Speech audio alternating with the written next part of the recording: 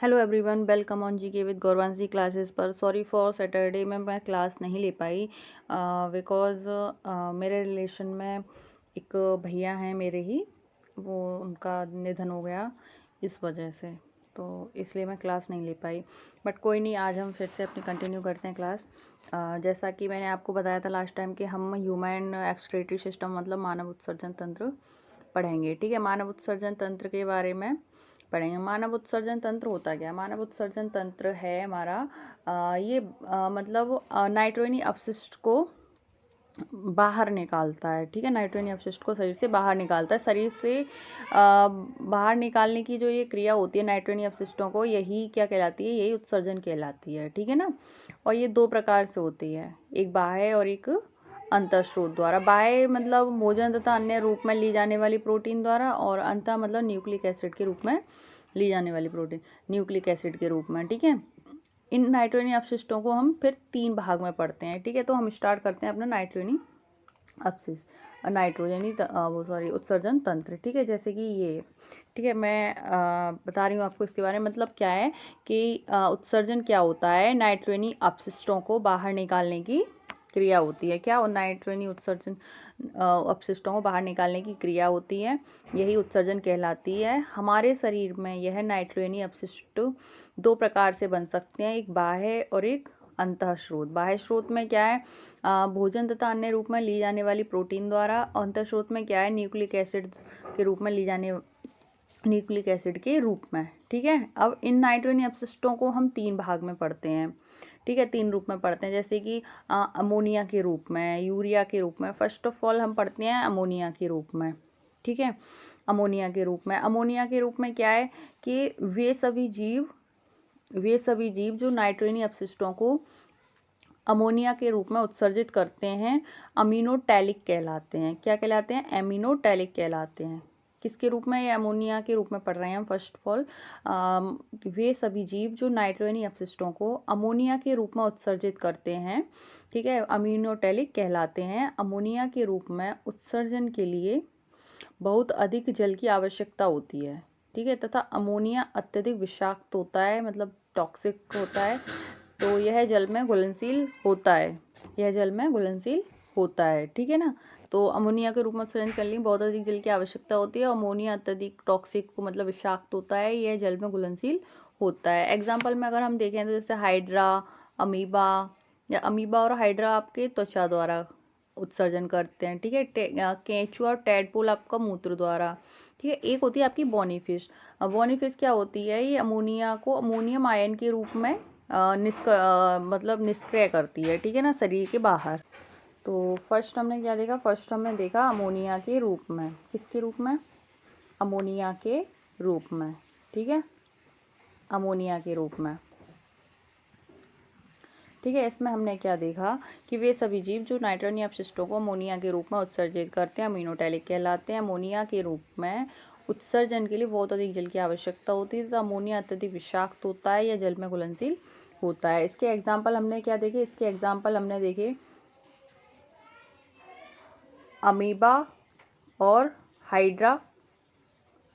Amoeba और hydra किससे करते हैं? ये त्वचा से करते हैं।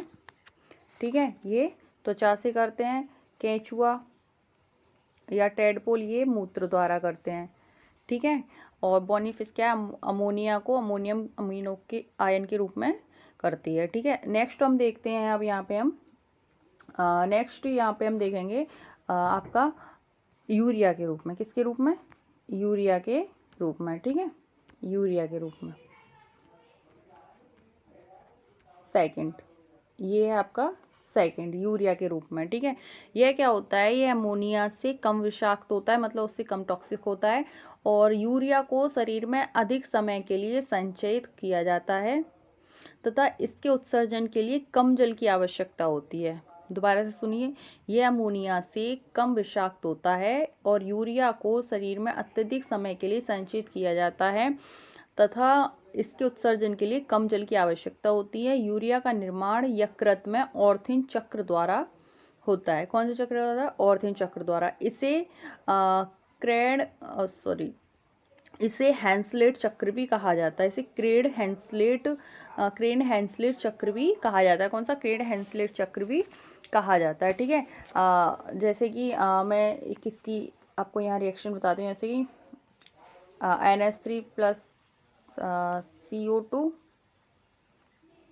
ठीक है, CO2, ठीक है, और यहाँ यूरिया फार्मूला, और यूरिया का फार्मूला क्या होता है? NH2 CONH2,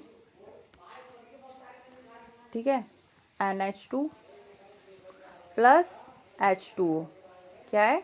प्लस H2O, ठीक है। एग्जाम्पल में हम इसके देख सकते हैं आपके, जैसे कि यूरियोटैलिक। यूरियोटैलिक का क्या है? Cartilaginous fish. यूरियोटैलिक का वो एग्जाम्पल क्या है? यूरियोटैलिक। इसके यूरियोटैलिक में जैसे कार्टिलेजिनस जो फिश है आपकी वो, और स्तनधारी। स्तनधारी में आपके व्हेल, मनुष्य, कंगारू, चूहा, ऊंट आदि ये सब आ जाते हैं। ठीक है, थर्ड अब हम देखेंगे यहाँ पे, जो थर्ड हम देखेंगे वो देखेंगे हम यहाँ पे आपका यूरियोटैलिक के रूप में। ठीक है, यूरियोटैलिक क्या है? यूरियोटैलिक, ठीक है, यूरियोटैलिक, यूरियोटैलिक के रूप में। ठीक है, यूरियोटैलिक के रूप में क्या है? इसमें उत्सर्जन यूरिक एसिड के रूप में होता है। किसके रूप में होता है? यूरिक एसिड के रूप में होता है। ठीक है, यूरिक एसिड के रूप में यहाँ पे ये होता है। सबसे कम विषाक्त होता है। सबसे ज़्यादा क्या होता है? अमोनिया, उससे कम होता है आपका यूरिया, और उसके बाद जो सबसे कम होता है वो होता है आपका यूरियोटैलिक। ठीक है, यूरियोटैलिक एसिड के रूप में, या फिर हम बोल सकते हैं इसमें उत्सर्जन यूरिक एसिड के रूप में। किसके रूप में होता है? यूरिक एसिड के रूप में होता है। इसके उत्सर्जन के लिए बहुत कम जल की आवश्यकता होती है, बहुत कम जल की आवश्यकता होती है, किंतु इसके उत्सर्जन में अधिक ऊर्जा का क्षय होता है। क्या होता है? अधिक ऊर्जा का क्षय होता है। इसमें हम जैसे कि एग्जांपल देख सकते हैं आपके, पक्षी, देखा होगा आपने पक्षियों, उनका जो उत्सर्जन होता है ना वो ठोस रूप में होता है। ठीक है ना, छिपकली, ठीक है, या फिर सांप, स्नेक, ठीक है, सांप, ठीक है। आगे इसमें क्या है कि क्लोइका में जल अवशोषित हो जाने के कारण यूरिक एसिड ठोस अवस्था में स्थित हो जाता है। किसमें? क्लोइका में जल अवशोषित हो जाने के कारण यूरिक एसिड ठोस अवस्था में स्थित हो जाता है। पक्षियों द्वारा उत्सर्जित पदार्थ में यूरिक एसिड सफ़ेद रंग का उपस्थित होता है। फिर से सुनिए, पक्षियों द्वारा उत्सर्जित पदार्थ में यूरिक एसिड सफ़ेद रंग का उपस्थित होता है।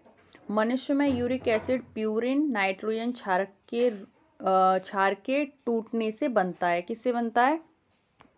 किससे बनता है ये? मनुष्य में यूरिक एसिड प्यूरिन नाइट्रोजन क्षार, मान लो ये है प्यूरिन नाइट्रोजन क्षार से क्या बनेगा? ज़ैंथिन। क्या बनेगा ये? ज़ैंथिन। ठीक है, ये यहाँ बनेगा ये यूरिक एसिड। ठीक है, यूरिक एसिड। तो ये हो गया आपका मतलब उत्सर्जन के 3 प्रकार, मतलब अपशिष्टों को उत्सर्जित करने के 3 प्रकार हमने देख लिए आपके। कौन कौन से देख लिए हमने? सबसे पहले देखा हमने अमोनिया के रूप में, ठीक है, फिर हमने देखा यूरिया के रूप में, थर्ड हमने देखा यूरियोटैलिक के रूप में। ठीक है ना, सभी पक्षी यूरियोटैलिक होते हैं, ये आपको याद रखना है। अब बात करते हैं हम उत्सर्जन प्रक्रिया की। किसकी बात करते हैं? उत्सर्जन प्रक्रिया की। सबसे पहले तो देखिए उत्सर्जन प्रक्रिया में कौन कौन से अंग भाग लेते हैं। ठीक है, वो पिक्चर कहाँ गई भाई? चलिए ये आई, ठीक है, यहाँ पे इसमें देखिए कौन कौन से भाग लेते हैं। देखो, ये आपकी किडनी, ठीक है, ये बनी हुई है आपकी किडनी, ठीक है, और मैं इसको जूम करती हूँ, ये, ठीक है, ये आपकी किडनी या फिर वृक्क, ठीक है, हम इसे वृक्क बोलते हैं। और इसके ऊपर जो पिरामिड आकार की ये है आपकी एड्रिनल ग्लैंड, ठीक है, और ये आपकी रीनल धमनी, ठीक है, और रीनल सिरा, ये किडनी, और ये है आपकी पृष्ठीय धमनी, ठीक है, और ये यहाँ से निकल रही है आपकी यूरेटर मतलब मूत्रवाहिनी, ठीक है। ये होती है कॉर्टेक्स।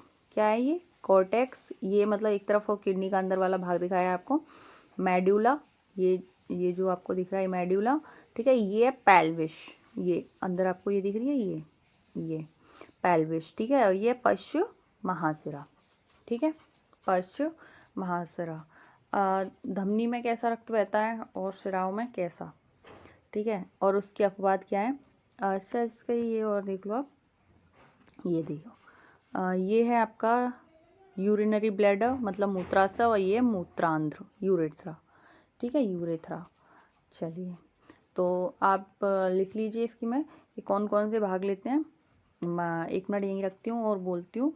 जैसे एड्रिनल ग्रंथि, रीनल धमनी, और इसमें यकृत भी होता है आपके जो भाग लेता है, ठीक है, मूत्रवाहिनी, मूत्राशय, मूत्रांध्र, ठीक है। तो ये इसके पार्ट आप लिख लो, ठीक है। नेक्स्ट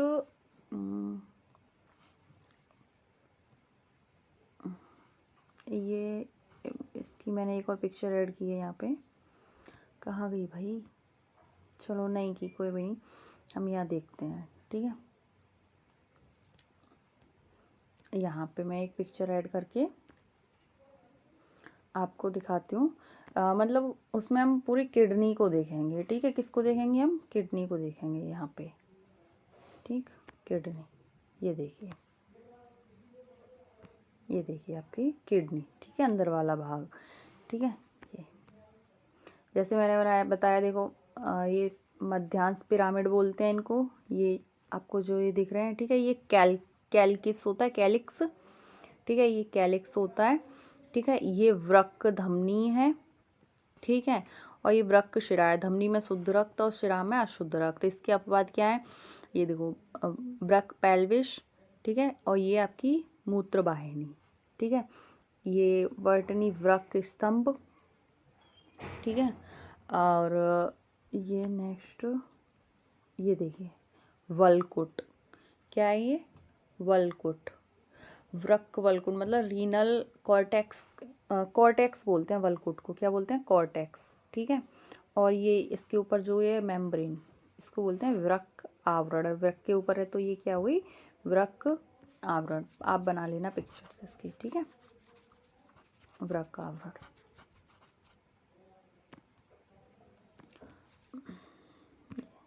आप बना लेना इसकी पिक्चर, ठीक है। अब नेक्स्ट बात करते हैं हम, अब लिखिए आप इसके बारे में। मानव उत्सर्जन तंत्र में निम्नलिखित भाग हिस्सा लेते हैं। यकृत, वृक्क, वृक्क कितने जोड़ी हैं, 2 जोड़ी, सॉरी 1 जोड़ी, और मूत्रवाहिनी, मूत्राशय, मूत्रांध्र, ठीक है, ये भाग लेते हैं। आगे लिखिए, यकृत का कार्य केवल यूरिया का निर्माण करना है। क्या है यकृत का कार्य, केवल यूरिया का निर्माण करना। अब लिखेंगे हम किडनी के बारे में, किडनी के बारे में सुनेंगे, सुनिए आप किडनी के बारे में। यह वीन के आकार की होती है, वीन मतलब ये इसका जो आकार है ये वीन के आकार की है, ठीक है। राजमा देखा होगा आपने, सब्जी, राजमा की सब्जी, तो ये उसी को बोल रहे हैं, वीन के आकार की होती है।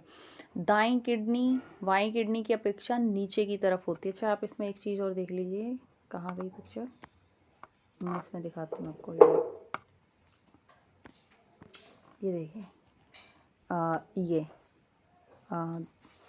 दाईं किडनी बाईं किडनी की अपेक्षा नीचे है, देखो ये नीचे है, बाईं किडनी की अपेक्षा नीचे क्यों है, क्योंकि यहाँ क्या होता है, ऊपर लीवर होता है, यहाँ क्या होता है, यहाँ लीवर होता है, ठीक है, तो इसकी अपेक्षा ये थोड़ी सी नीचे होती है, ठीक है। तो दाईं किडनी बाईं किडनी की अपेक्षा नीचे की तरफ होती है, जिसका कारण यकृत का दाईं तरफ उपस्थित होना है, ठीक है। वयस्क में लगभग वृक्क या फिर किडनी 10 सेंटीमीटर लंबी और 5 सेंटीमीटर चौड़ी होती है। कितनी होती है ये, 10 सेंटीमीटर लंबी और 5 सेंटीमीटर चौड़ी होती है, ठीक है। पुरुषों में वृक्क का भार 120 से 170 ग्राम होता है, और जबकि स्त्रियों में इसका भार 120 से 140 ग्राम होता है, ठीक है। किडनी का बाहरी भाग बलकुट मतलब कॉर्टेक्स कहलाता है, जबकि अंदर का मोटा भाग मेडुला कहलाता है। बट कॉर्टेक्स और मेडुला, बलकुट। किडनी का बाहरी भाग बलकुट, जबकि अंदर का भाग मोटा भाग मेडुला कहलाता है। मेडुला में वृक्क पिरामिड पाए जाते हैं, जैसा कि मैंने अभी दिखा दिया आपको, ये जो आपके ये बन रहे हैं, ठीक है। मेडुला में बलकुट पिरामिड पाए जाते हैं। ये वृक्क पिरामिड कैलिक्स में खुलते हैं। यह कैलिक्स वृक्क पेल्विस में खुलती है। ये कैलिक्स वृक्क पेल्विस में खुलती है, जो आगे चलकर मूत्रवाहिनी का निर्माण करती है। दोनों ओर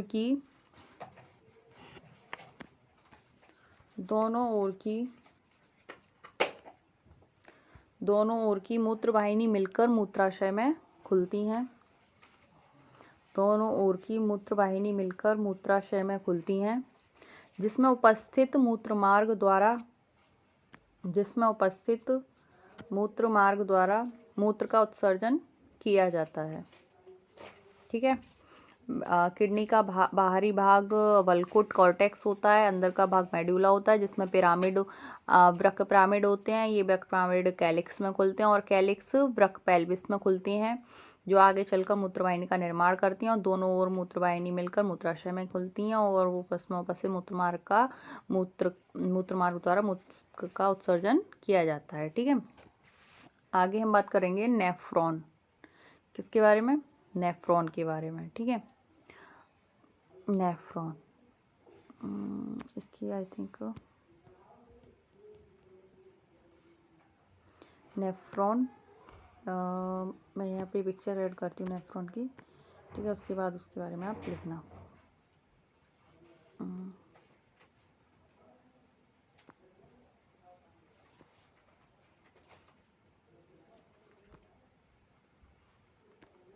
ठीक है, ये है आपका नेफ्रॉन, ठीक है। एक नेफ्रॉन ऐसा होता है, ठीक है। ये देखो धमनी, ठीक है, और ये है आपकी सिरा, ठीक है। ये वुमेन संपुट होता है, वुमेन संपुट, ठीक है। यहाँ से ये देखो, ये जाल सा बन रहा है। जहाँ आपको रेड कलर दिख रहा है वो आपका शुद्ध रक्त है, और जहाँ आपको ये ब्लू दिख रहा है वो आपका अशुद्ध रक्त है, ठीक है। ये देखिए, तो एक नेफ्रॉन की आकृति ऐसी होती है, ठीक है। तो इस नेफ्रॉन के बारे में लिखिए आप। वृक्काणु, हिंदी में बोलते हैं नेफ्रॉन को वृक्काणु। क्या बोलते हैं? वृक्काणु, ठीक है, वृक्काणु। तो नेफ्रॉन उत्सर्जन की संरचनात्मक तथा क्रियात्मक इकाई है, जिसे उत्सर्जी इकाई कहते हैं। मनुष्य के प्रत्येक वृक्क या किडनी में लगभग 10 लाख, कितने होते हैं ये? लगभग 10 लाख, मतलब 1 मिलियन। कितने होते हैं? 1 मिलियन, ठीक है। 1 मिलियन नेफ्रॉन पाए जाते हैं। मनुष्य के एक वृक्क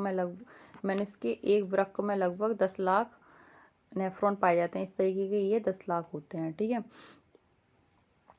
लंबी, महीन तथा कुंडलित नलिकाकार संरचनाएं पाई जाती हैं। लंबी, महीन तथा कुंडलित नलिकाकार संरचनाएं पाई जाती हैं, जिन्हें नेफ्रॉन कहते हैं। उत्सर्जन का वास्तविक कार्य इन्हीं नेफ्रॉन द्वारा किया जाता है। किसके द्वारा? इन्हीं नेफ्रॉन द्वारा किया जाता है। नेक्स्ट लिखिए इसी में आगे, वृक्क कणिका। वृक्क कणिका क्या होती है? ठीक है, यह 2 भाग से मिलकर बनी होती है। वृक्क कणिका यह 2 भाग से मिलकर बना होता है। ग्लोमेरुलस तथा वुमेन संपुट। वुमेन संपुट ये वाला भाग, ठीक है, वुमेन कैप्सूल जिसे बोलते हैं, वुमेन संपुट भी बोलते हैं इसको, ठीक है। और किसका? ग्लोमेरुलस। किससे? ग्लोमेरुलस से, ठीक है। तो ये 2 भाग से मिलकर बनता है ग्लोमेरुलस और वुमेन संपुट। एक धमनी ग्लोमेरुलस में रक्त ले जाती है। एक धमनी ग्लोमेरुलस में रक्त ले जाती है, जिसे अविवाही धमनिका कहा जाता है। जिसे अविवाही धमनिका कहा जाता है तथा एक धमनिका ग्लोमेरुलस से रक्त ले जाती है तथा एक धमनिका ग्लोमेरुलस से रक्त ले जाती है जिसे अपवाही धमनिका कहा जाता है। जो लेके आती है उसको अविवाही और जो लेकर जाती है उसको अपवाही धमनिका कहा जाता है। ये देखिए, ये descending lymph of loop of Henle और ये है आपका असेंडिंग, मतलब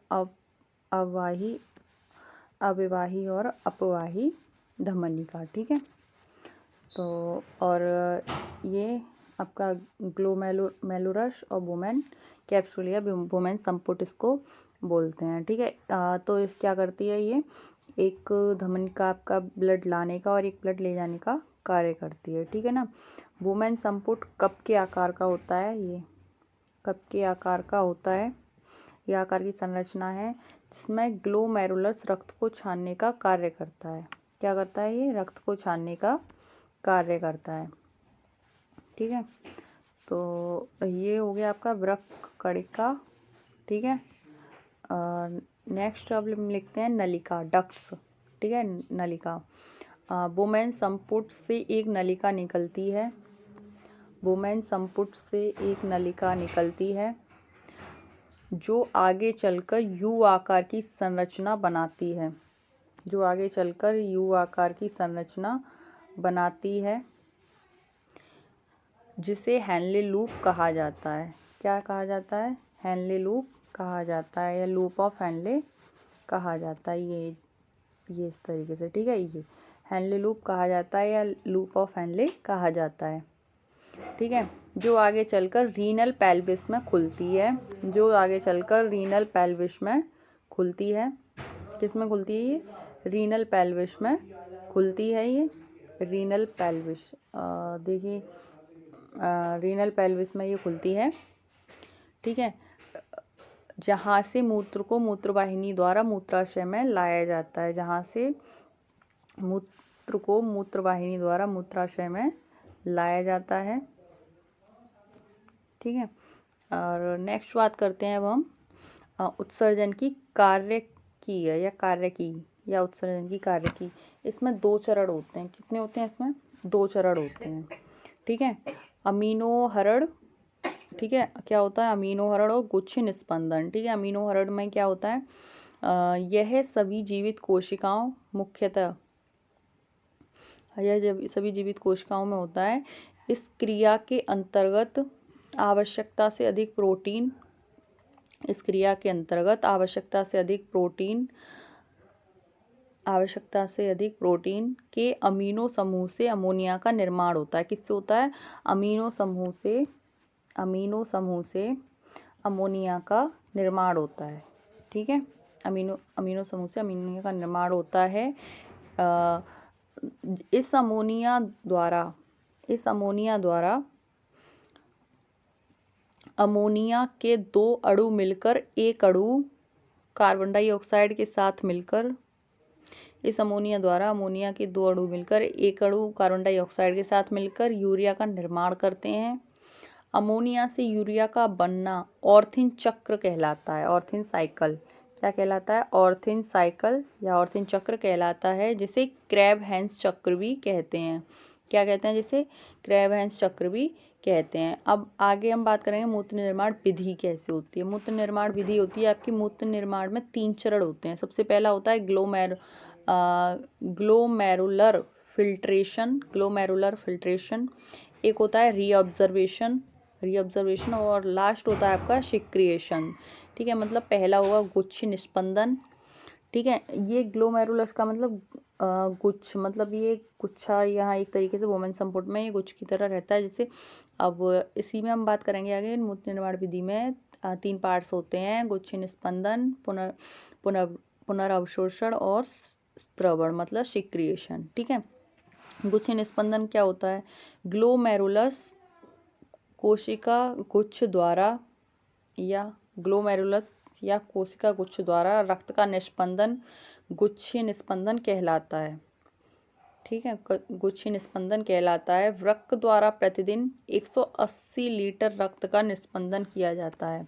कितना 180 लीटर रक्त का निस्पंदन किया जाता है। ठीक है, कोशिकीय गुच्छ का निस्पंदन इतनी बारीकी से किया जाता है, या ग्लोमेरुलस बोल सकते हो आप। कोशिकीय गुच्छ का निस्पंदन इतनी बारीकी से किया जाता है कि रुधिर के प्लाज्मा की प्रोटीन को छोड़कर प्लाज्मा का शेष भाग छनकर संपुट गुहा में एकत्रित हो जाता है। इनका पुनः अवशोषण हो जाता है। पहले पुनर्अवशोषण की बात करते हैं। पुनर्अवशोषण क्या है? गुच्छे निस्पंदन की मात्रा 180 लीटर प्रतिदिन होती है। 180 लीटर प्रतिदिन होती है, जबकि सामान्य मनुष्य 1.5 लीटर से 2 लीटर मूत्र उत्सर्जित करता है। सामान्य मनुष्य 1.5 लीटर से 2 लीटर मूत्र उत्सर्जित करता है। अतः 99% निस्पंदन का पुनर्अवशोषण नेफ्रॉन द्वारा किया जाता है। अब बात करते हैं हम इनकी, ये पीसीटी और डीसीटी क्या है। ठीक है, और ये हेनले लूप। ठीक है, तो पीसीटी को हम हिंदी में बोलते हैं समीपस्थ संवालित नलिका, और इसको बोलते हैं दूरस्थ संवालित नलिका, क्योंकि ये दूर है और ये पास है, इसलिए प्री मतलब पास में और डी मतलब दूर में। ठीक है, तो समीपस्थ का क्या है? यह पुनर्अवशोषण के लिए अधिक स्थान उपलब्ध कराती है। ये देखिए यहाँ पे अधिक स्थान है। ठीक है, तो यह पुनर्अवशोषण के लिए अधिक स्थान उपलब्ध कराती है। यह समस्त ग्लूकोज अधिक अमीनो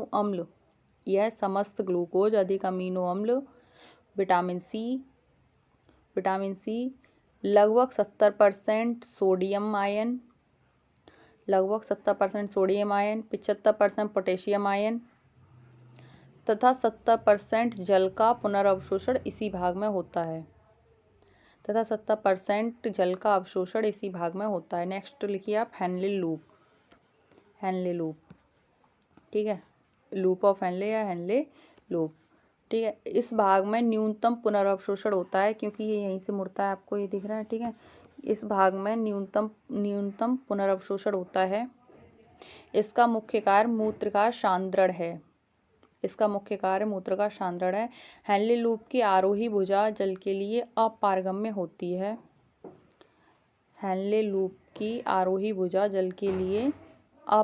होती है। नेक्स्ट अब बात करते हैं हम डीसीटी की। किसकी? डीसीटी। इस भाग में लगभग जल का 19%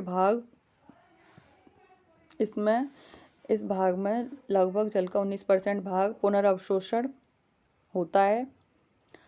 इसमें हार्मोन वैसोप्रेसिन के प्रभाव से होता है। किसके प्रभाव से होता है? इसमें हार्मोन वैसोप्रेसिन के प्रभाव से होता है।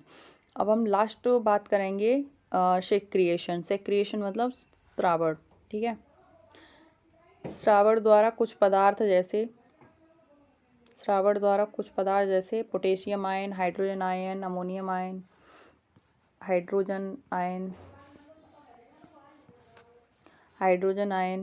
पोटेशियम आयन, अमोनियम, यूरिक अम्ल आदि रक्त से निस्पंदित हो जाते हैं। नेफ्रॉन में रक्त से छनकर आए कुछ जल शेष नाइट्रोजनी उत्सर्जी पदार्थ को मूत्र कहते हैं। ठीक है, अब आप लिख लीजिए मूत्र की संरचना। ठीक है, मूत्र की संरचना में क्या 95% जल होता है, 2% साल्ट लवण, ठीक है, 2.6% यूरिया और 0.3% यूरिक एसिड। ठीक है, ये होती है मूत्र की संरचना। ठीक है, इसका रंग हल्का पीला रंग होता है हीमोग्लोबिन के अपघटन के समय बने यूरोक्रोम के कारण। किसके कारण? यूरोक्रोम के कारण इसका हल्का पीला रंग होता है। ठीक है, पीएच मान होता है इसका 6 पीएच मान होता है इसका 6, ठीक है। और गंध का कारण है इसमें,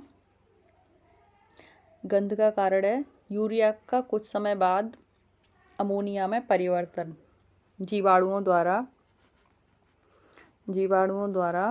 यूरिया का कुछ समय बाद अमोनिया में परिवर्तन, ठीक है। ये है गंध का कारण। और पीले रंग का कारण है, 1 लाइन में क्वेश्चन में पूछ लेता है आपसे कि मूत्र के पीले रंग का कारण क्या है, तो उसका कारण है आपका यूरोक्रोम, हीमोग्लोबिन में हीमोग्लोबिन के अपघटन के कारण बनने वाला यूरोक्रोम के कारण, ठीक है। गंध का कारण क्या है, यूरिया का कुछ समय के बाद अमोनिया में परिवर्तन, ठीक है। तो इसके अभी 2 टॉपिक्स और बचे हैं इसी में, जैसे उसे भी देख लेते हैं। जैसे ही रक्त अपोहन जिसे हम बोलते हैं हीमोडायलिसिस क्या है, किडनी के सामान्य कार्य ना किए जाने पर मशीन द्वारा रक्त का शुद्धिकरण किया जाता है, यह क्रिया रक्त अपोहन या हीमोडायलिसिस कहलाती है। और जिस मशीन से यह काम या यह क्रिया होती है उसको क्या कहते हैं, उसे कहते हैं अपोहनकारी। क्या बोलते हैं, अपोहनकारी। इस प्रक्रिया में रोगी के रक्त में थक्कारोधी पदार्थ जैसे हिपेरिन आदि मिलाए जाते हैं, ठीक है। लास्ट है आपका किडनी ट्रांसप्लांट मतलब वृक्क प्रत्यारोपण। इस संबंध में नज़दीकी संबंधी मतलब वृक्क प्रत्यारोपण में नज़दीकी संबंधी में दाता का उपयोग किया जाता है, मतलब जो आपके क्लोज रिलेटिव्स होगा वही तो आपको किडनी दे सकता है, ठीक है ना। तो नज़दीकी संबंधी में दाता का उपयोग किया जाता है।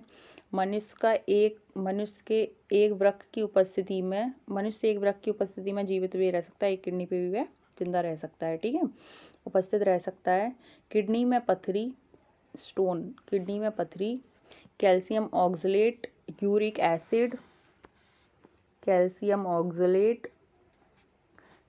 एसिड और कैल्शियम फॉस्फेट के कारण बनती है। किसके कारण, कैल्शियम ऑक्सलेट, यूरिक एसिड और कैल्शियम फॉस्फेट के कारण बनती है, ठीक है। यह प्रक्रिया रीनल कैल्कुलाई कहलाती है। जो पथरी बनती है ये क्रिया क्या कहलाती है, रीनल कैल्कुलाई कहलाती है। सो आपका यहाँ पे समाप्त होता है उत्सर्जन तंत्र। नेक्स्ट अब हम बात करेंगे नेक्स्ट क्लास में तंत्रिका तंत्र के बारे में। किसके बारे में, तंत्रिका तंत्र के बारे में, ठीक है। चलिए तो आज के लिए इतना ही काफ़ी है, ठीक है। तो हम यहाँ ख़त्म करते हैं अपना उत्सर्जन तंत्र, ठीक है। धन्यवाद।